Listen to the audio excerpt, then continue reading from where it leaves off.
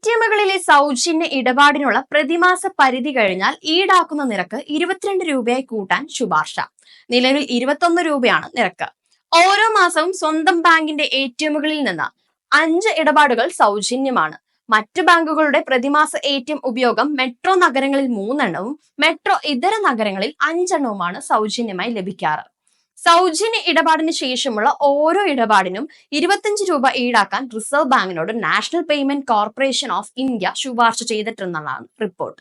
ഇതിനു പുറമെ മറ്റ് ബാങ്കുകളുടെ എടിഎം ഉപയോഗിക്കുമ്പോഴുള്ള ഇന്റർചേഞ്ച് ചാർജ് 17 രൂപയിൽ നിന്ന് 19 രൂപയാക്കാനും national payment of corporation of India ശുപാർശ ചെയ്തിട്ടുണ്ട്.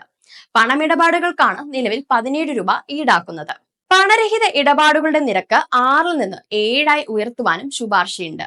എടിഎം സേവനങ്ങൾ ഉപയോഗിക്കുന്നതിന് ഒരു ബാങ്ക് മറ്റൊരു ബാങ്കിന് നൽകുന്ന ചാർജാണ് എടിഎം ഇന്റർചേഞ്ച് ഫീസ്. ഇത് പലപ്പോഴും ഉപഭോക്താവിന്റെ ബില്ലിനൊപ്പം ചേർക്കുന്നവയുമാണ്.